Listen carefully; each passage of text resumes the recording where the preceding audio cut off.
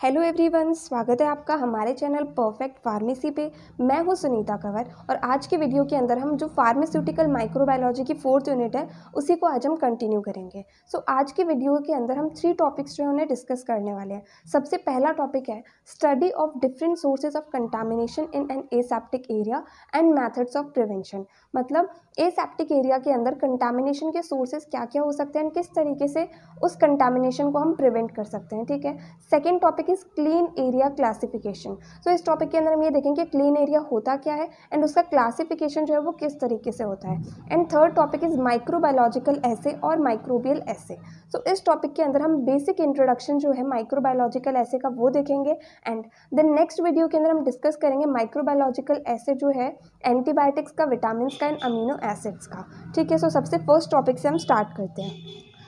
First topic is study of different sources of contamination in an aseptic area and methods of prevention. Aseptic area के अंदर अलग अलग contamination के sources क्या क्या हो सकते हैं एंड उस कंटामिनेशन को प्रिवेंट करने के मेथड्स क्या क्या हो सकते हैं वो हम इस टॉपिक के अंदर डिस्कस करेंगे। हमारे पास 6 सोर्सेज है कंटामिनेशन के।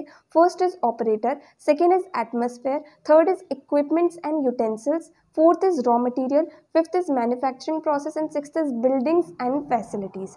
इन 6 सोर्सेज के बारे में जो है डिटेल के अंदर हम यहाँ पर समझेंगे। ठीक है। सबसे पहला सोर्स है ऑपरेटर। ऑपरेटर होते कौन है? ऑपरेटर वो लोग होते हैं जो क्या करते हैं कि जो एसेप्टिक एरिया है उसे सुपरवाइज करते हैं, वहाँ पर अलग अलग तरह के जो एक्सपेरिमेंट्स होते हैं उन्हें परफॉर्म करते हैं। देन जो ड्रग मैन्युफैक्चरिंग होती है एसेप्टिक एरिया के अंदर उसे कंट्रोल करते हैं। ऑपरेटर जो है ये वो लोग हो गए जो कंप्लीट जो है एसेप्टिक एरिया को रेगुलेट करते हैं। ठीक है। वहाँ का हर एक फंक्शन परफॉर्म करने वाले जो इंसान होते हैं उन्हें हम ऑपरेटर कहते हैं। अब जो ऑपरेटर है उनके थ्रू माइक्रोबियल कंटामिनेशन हो सकता है, क्योंकि अगर जो ऑपरेटर है वो प्रॉपरली ट्रेंड नहीं है तो उन्हें नहीं पता होगा कि एसेप्टिक एरिया जो है उसे कंटामिनेशन से किस तरीके से प्रिवेंट करा जाता है। तो वो अगर उनके पास ट्रेनिंग नहीं है प्रॉपर तो वो वहाँ पर कंटामिनेशन कॉज कर सकते हैं। अगर वो अपनी हाइजीन को मेंटेन करके नहीं रखते हैं, या फिर वो अगर किसी भी मटेरियल से वहाँ पर डायरेक्ट कांटेक्ट रखते हैं, या फिर अगर वो वहाँ पर कुछ भी खाना खा रहे हैं या फिर कुछ भी पी रहे हैं या फिर स्मोकिंग कर रहे हैं, तो इन सब तरीकों की वजह से क्या होता है कि ऑपरेटर जो है वो कंटामिनेशन कॉज कर सकते हैं एसेप्टिक एरिया के अंदर। अब हम ऑपरेटर जो है उनसे किस तरीके से प्रिवेंट करेंगे कि उनकी वजह से जो है कंटामिनेशन ना हो। तो इसके लिए ऑपरेटर जो है उन्हें प्रॉपरली ट्रेन करना होगा। देन उनकी जो हाइजीन है वो भी मेंटेन उन्हें करके रखनी होगी। देन उनकी जो एक प्रॉपर यूनिफॉर्म होनी चाहिए ऑपरेटर की। देन जो ऑपरेटर है वो वहाँ पर किसी भी चीज़ को टच ना करे एसेप्टिक एरिया के अंदर, अपने हाथों से डायरेक्ट कुछ ग्लव्स वगैरह पहन के ही वो वहाँ की चीज़ों को टच करे एंड वहाँ पर वो किसी भी तरह का खाना ना खाएं, कुछ भी पिए ना, एंड जो स्मोकिंग वगैरह है वो भी वो वहाँ पर ना करे। इस तरीके से जो है ऑपरेटर के द्वारा जो कंटामिनेशन के चांसेस रहते हैं उसे प्रिवेंट किया जा सकता है। नेक्स्ट हमारे पास आता है एटमॉस्फेयर। एटमॉस्फेयर में क्या आता है, जैसे एयर आ गई, तो एयर जो है ये बहुत बड़ा सोर्स होता है कंटामिनेशन का, क्योंकि एयर के अंदर क्या है, डस्ट पार्टिकल्स भी प्रेजेंट होते हैं, माइक्रोब्स भी प्रेजेंट होते हैं, स्पोर्स भी प्रेजेंट होते हैं, तो बहुत कुछ प्रेजेंट होता है एयर के अंदर। तो इसलिए एयर जो है ये बहुत ही इंपॉर्टेंट एंड बहुत ही मेजर सोर्स हो जाता है कंटामिनेशन का एसेप्टिक एरिया के अंदर। अब एयर या फिर एटमॉस्फेयर के द्वारा जो कंटामिनेशन होता है उसे हम प्रिवेंट किस तरीके से करेंगे। तो उसके लिए क्या होगा, सबसे पहले जो कंप्लीट एसेप्टिक एरिया उसके अंदर केमिकल डिसइंफेक्शन करना होगा। यूवी लाइट उसके अंदर हम छोड़ सकते हैं। यूवी लाइट से क्या होता है, कंप्लीट स्टेरिलाइजेशन हो जाता है, एसेप्टिक एरिया जो है वो कम्प्लीटली क्लीन हो जाता है। या फिर हम हेपा फिल्टर्स को वहाँ पर यूज़ करें या फिर एयर लॉक डोर्स को यूज़ करें। तो इन सब तरीक़ों से जो है हम जो एटमॉस्फेयर या एयर की वजह से कंटामिनेशन हो सकता है उसे प्रिवेंट कर सकते हैं।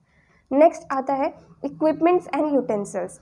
इक्विपमेंट्स एंड यूटेंसिल्स के अंदर क्या आता है कि जितने भी इक्विपमेंट्स वहाँ पर प्रेजेंट है जिन्हें यूज़ करा जाता है ड्रग की मैन्युफैक्चरिंग के अंदर, एंड साथ ही साथ जो भी यूटेंसिल्स होते हैं जिन्हें यूज़ करा जाता है जो कंप्लीट ड्रग की मैन्युफैक्चरिंग के टाइम पर जो भी प्रोसेसिंग हो रही है या फिर जो मटीरियल को रखा जा रहा है, ट्रांसफ़र करा जा रहा है, पैकेजिंग करी जा रही है, इन सब के टाइम पर जो इक्विपमेंट्स एंड यूटेंसिल्स यूज़ होते हैं इनकी वजह से भी क्या है, कंटामिनेशन हो सकता है। क्योंकि अगर इक्विपमेंट्स या यूटेंसिल्स जो है वो स्टेरिलाइज नहीं होंगे तो उनकी मदद से जो है कंटामिनेशन वहाँ पर हो सकता है।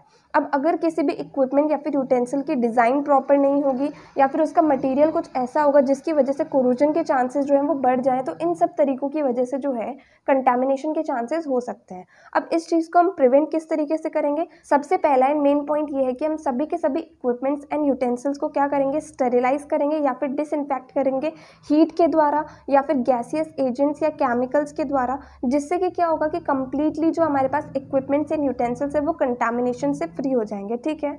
नेक्स्ट सोर्स ऑफ कंटामिनेशन आते हैं रॉ मटेरियल। रॉ मटेरियल क्या होता है कि स्टार्टिंग मटेरियल होता है जिसे यूज़ करा जाता है ड्रग की मैन्युफैक्चरिंग के अंदर। तो अगर रॉ मटेरियल जो हम लेकर के आए उसी के अंदर ही कंटामिनेशन होगा तो इससे हमारा जो फाइनल प्रोडक्ट होगा उसके अंदर कंटामिनेशन ऑब्वियसली होगा एंड एसेप्टिक एरिया के अंदर भी कंटामिनेशन फैल जाएगा। तो इसलिए रॉ मटेरियल जो है उसे बहुत ही ध्यान से लेकर के आना चाहिए कि उसके अंदर पहले से कोई कंटामिनेशन प्रेजेंट ना हो एंड वो कंटामिनेशन से फ्री हो।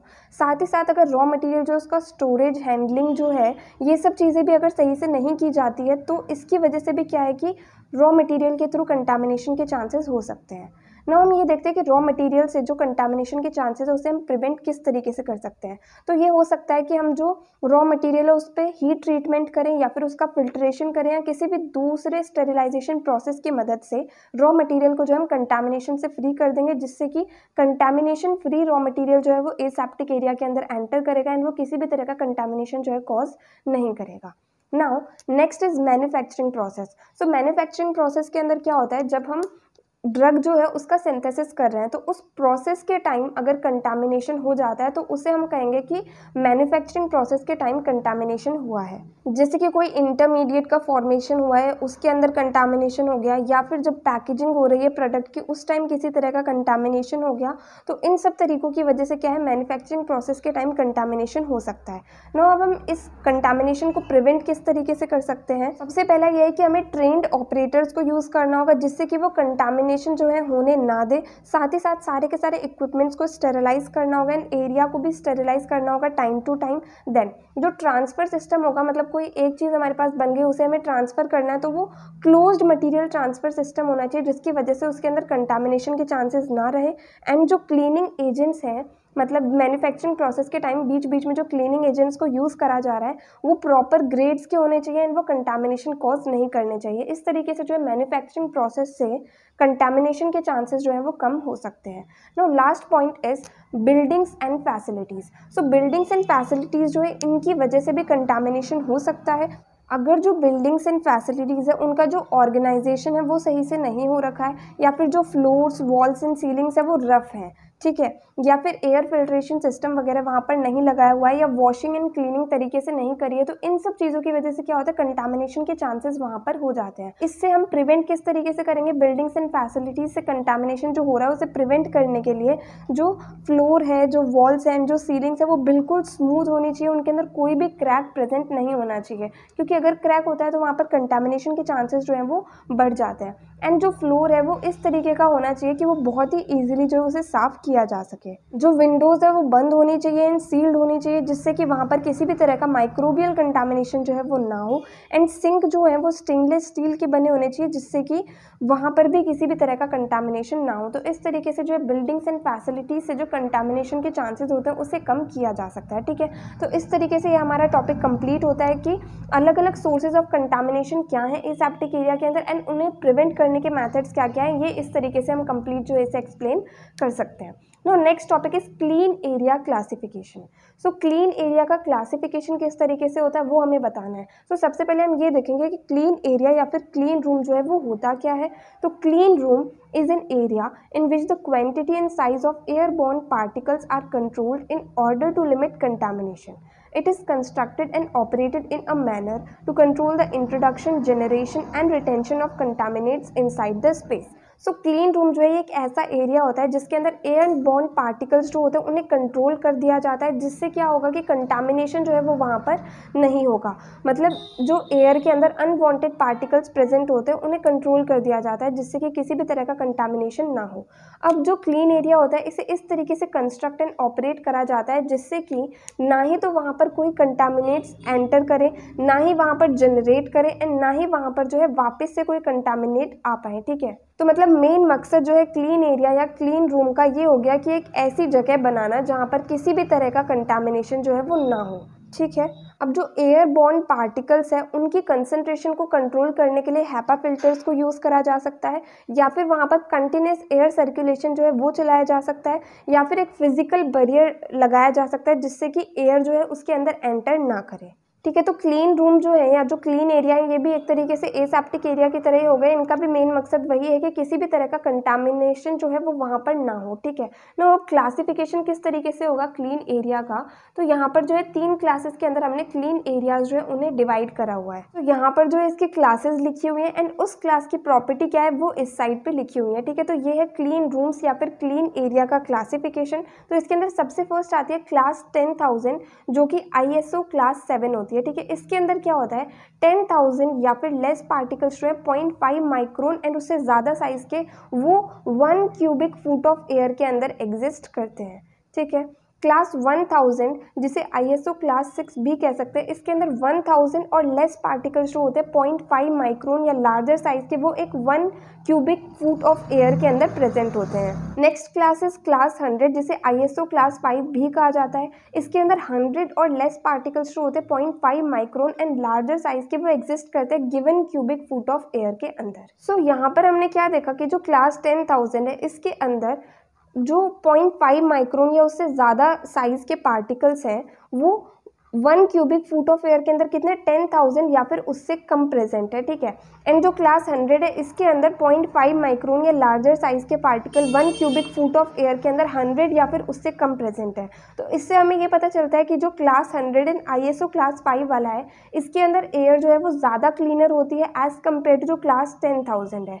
ठीक है। तो जितनी लोअर क्लासिफिकेशन होगा उतनी ही ज़्यादा साफ जो है एयर होगी। ठीक है। तो इस तरीके से जो है क्लीन रूम या क्लीन एरिया को क्लासीफाई कर सकते हैं। नाउ जो क्लीन रूम होता है उसके अंदर एयर लॉक एंट्री प्रेजेंट होनी चाहिए। मतलब जैसे हमने एसेप्टिक एरिया के अंदर एयर लॉक डोर्स लगाए थे वैसे ही इसके अंदर जो है air lock entry portals present होने चाहिए। देन जो एयर है जो उस एरिया के अंदर एंटर कर रही है उसके अंदर स्पेशल फिल्ट्रेशन या फिर कुछ ट्रीटमेंट सिस्टम्स लगाने चाहिए जिससे कि उसके अंदर जो है कंटामिनेशन के चांसेस कम हो जाए। Then positive room air pressure होना चाहिए जिससे कि एक रूम से दूसरे रूम के अंदर जो है कंटामिनेशन ना फैल सके। ठीक है। तो ये सारी चीज़ें जो है क्लीन रूम के अंदर हमें ध्यान रखनी चाहिए। Now, according to European Community Guidelines, clean rooms or clean area is classified into grade A, B, C and D. So, European community guidelines के हिसाब से क्लीन रूम्स या क्लीन एरिया जो है उन्हें 4 ग्रेड्स के अंदर क्लासीफाई किया गया है। Grade A, grade B, grade C and grade D।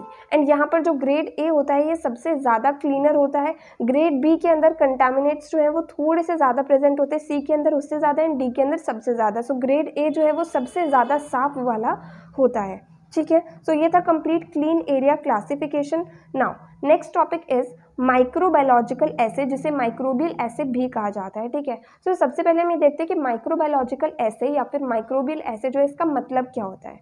So microbiological assay is defined as qualitative or quantitative determination of chemical compound with the use of microorganism. So कोई भी एक chemical compound है उसका qualitative या फिर quantitative determination करना microorganism की मदद से जो है उसे microbiological assay कहा जाता है। मतलब कोई भी एक chemical compound है उसकी quality क्या है, मतलब वो कितना अच्छा है quality में एंड उसकी quantity क्या है, इस चीज़ को determine किया जाता है microorganism की मदद से। तो उसे जो है microbiological assay कहा जाता है। नो जो माइक्रोबायोलॉजिकल ऐसे होता है इसे मेनली क्यों यूज़ करा जाता है, इससे जो है किसी भी ड्रग की पोटेंसी जो है उसे डिटरमाइन करा जाता है। किसी भी एनिमल के अंदर या फिर ह्यूमन के अंदर एक ड्रग की पोटेंसी कितनी है ये चीज़ पता लगाने के लिए जो है माइक्रोबायोलॉजिकल ऐसे को यूज़ करा जाता है। तो नेक्स्ट हम देखते हैं कि जो माइक्रोबायोलॉजिकल ऐसे है इसका जनरल प्रिंसिपल क्या होता है। So a microbiological assay relies on the principle that when certain compounds are present in limited amounts, the amount of microbial growth corresponds to the amount of these compounds. So microbiological assay का principle जो है वो ये होता है कि जब कोई भी पर्टिकुलर कंपाउंड लिमिटेड अमाउंट में प्रेजेंट होता है तो क्या होता है कि जो माइक्रोबियल ग्रोथ होती है वो उस लिमिटेड अमाउंट में जो कंपाउंड प्रेजेंट है उसके ऊपर डिपेंड करती है। मतलब जब वो कंपाउंड जो कि लिमिटेड अमाउंट में मतलब कम अमाउंट में प्रेजेंट है जब वो खत्म हो जाएगा तो उसके ऊपर ही डिपेंड करेगी माइक्रोब्स की ग्रोथ। जैसे हमारे पास कोई पर्टिकुलर एंटीबायोटिक जो है वो प्रेजेंट है, ठीक है, तो जब तक एंटीबायोटिक प्रेजेंट रहेगी तब तक तो माइक्रोब की ग्रोथ रुकेगी एंड जैसे ही एंटीबायोटिक वहाँ से खत्म हो जाएगी तो माइक्रो ऑर्गेनिजम्स जो है वो वापस से ग्रो करना स्टार्ट कर जाएंगे। तो यहाँ पर लिमिटेड कंपाउंड जो है वो एंटीबायोटिक हो गया।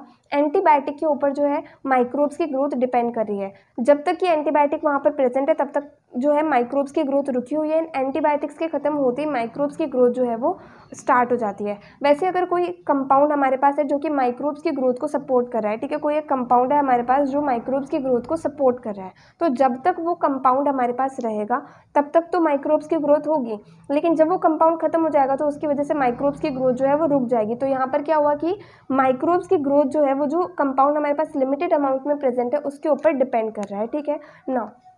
जो बेसिक प्रोसीजर होता है माइक्रोबायोलॉजिकल एसे का, वो most of the time same ही होता है, बेसिक प्रोसीजर सेम रहता है, कुछ पॉइंट्स जो उसके अंदर वो डिफरेंट होते हैं, जैसे कि जो टेस्ट की कंडीशन है वो वेरी कर सकती है, बट मेन प्रोसीजर जो है वो सेम ही रहता है। सो बेसिक प्रोसीजर क्या होता है कि जो टेस्ट सब्सटेंस है उसे ऐड करा जाता है लिक्विड या फिर किसी मीडियम के अंदर, ठीक है, देन उसके अंदर जो है माइक्रो ऑर्गेनिज्म को इनोक्यूलेट कर दिया जाता है, देन उसको कुछ देर के लिए रखा जाता है, देन उसमें ऑब्जर्व करा जाता है कि रिजल्टेंट रिस्पॉन्स जो है उसके अंदर क्या आया है, कि माइक्रो ऑर्गेनिज्म्स की ग्रोथ हो रही है, नहीं हो रही है, बहुत ज़्यादा हो रही है, बहुत कम हो रही है। तो ये सब चीज़ें जो है वो ऑब्जर्व करी जाती है, जिससे फाइनली पता लगाया जाता है कि माइक्रोबायोलॉजिकल एसे का हमारे पास क्या रिजल्ट आया है, ठीक है। नाउ नेक्स्ट आते हैं कि मेरिट्स या फिर एडवांटेजेस क्या होते हैं माइक्रोबायोलॉजिकल एसे के। सबसे पहला एडवांटेज इसका ये होता है कि ऐसे कंपाउंड्स जिन्हें फिजिकल या फिर केमिकल मेथड्स के द्वारा जो है ऐसे नहीं करा जा सकता है, उन्हें जो है हम माइक्रोबायोलॉजिकल एसे की मदद से ऐसे करते हैं, ठीक है। नेक्स्ट इज इसे यूज़ करा जाता है जो नेचुरली अकरिंग थेरापेटिक एजेंट्स होते हैं उसके ऐसे के लिए, मतलब उसमें डिटरमाइन करने के लिए कि माइक्रोब्स की ग्रोथ किस तरीके से हो रही है और किस तरीके से नहीं हो रही। तो नेचुरली अकरिंग थेरापेटिक एजेंट्स जो होते हैं उनके ऐसे के लिए माइक्रोबायोलॉजिकल ऐसे जो है वो यूज़ किया जाता है। नेक्स्ट इज जो एक्यूरेट स्टैंडर्डाइजेशन होता है मेडिसिनल कंपाउंड्स का, उसके लिए भी माइक्रोबायोलॉजिकल ऐसे को यूज़ करा जाता है। एंड नेक्स्ट इज जो माइक्रोबायोलॉजिकल का कंप्लीट प्रोसीजर है इसे ऑटोमेट करा जा सकता है, मतलब कि कंप्लीट प्रोसीजर अपने आप ही होता रहे, ये चीज़ इसके अंदर करी जाती है, ये भी इसका एडवांटेज है। नेक्स्ट आते हैं कि डिसएडवांटेजेस या फिर डीमेरिट्स क्या होंगे माइक्रोबायोलॉजिकल एसे के। इसका सबसे मेन डिसएडवांटेज ये है कि कोई भी पर्टिकुलर कंपाउंड का माइक्रोबायोलॉजिकल ऐसे करे तो उसके लिए जो टेस्ट ऑर्गेनिज्म है वो डिफरेंट होता है, मतलब हर एक कंपाउंड के माइक्रोबायोलॉजिकल ऐसे के लिए अलग अलग टेस्ट ऑर्गेनिज्म को यूज़ करा जाता है। नेक्स्ट डिसएडवांटेज इसका ये है कि इसके अंदर क्या होता है कि जो लेबोरेटरी है उसके अंदर स्टेराइल कंडीशंस को मेंटेन करके रखना होता है। अब स्टेराइल कंडीशंस को मेंटेन करना बहुत ही डिफिकल्ट काम होता है, तो ये भी इसका एक डिसएडवांटेज है। नेक्स्ट इज ये जो है ये एक टाइम कंज्यूमिंग मेथड होता है, एंड इसके अंदर जो लोग इन्वॉल्व होते हैं, मतलब जो माइक्रोबायोलॉजिकल ऐसे करने के लिए जो लोग इन्वॉल्व होते हैं वो ट्रेंड एंड एक्सपर्ट होने चाहिए, तभी जो है माइक्रोबायोलॉजिकल ऐसे का हमें फाइनल रिजल्ट जो है वो मिलेगा, ठीक है। ये यहाँ पर जो है हमारे आज के तीनों टॉपिक्स कंप्लीट होते हैं। इस वीडियो के अंदर हमने जो है बेसिक इंट्रोडक्शन देखा है माइक्रोबायोलॉजिकल ऐसे का, देन नेक्स्ट जो माइक्रोबायोलॉजिकल ऐसे एंटीबायोटिक्स का, विटामिन्स का एंड जो अमीनो एसिड्स का है वो हम आगे की वीडियोज़ के अंदर जो है वो डिस्कस करेंगे, ठीक है। यहाँ पर हमारे आज के टॉपिक्स कंप्लीट होते हैं। अगर आपको इस वीडियो के अंदर कोई भी डाउट आया तो आप कमेंट सेक्शन में पूछ सकते हैं, एंड अगर आपको ये वीडियो हेल्पफुल लगी हो तो प्लीज़ आप इस वीडियो को लाइक करना, ज़्यादा से ज़्यादा लोगों को शेयर करना और चैनल को सब्सक्राइब करना। थैंक यू सो मच इस वीडियो को एंड तक देखने के लिए एंड चैनल को सपोर्ट करने के लिए।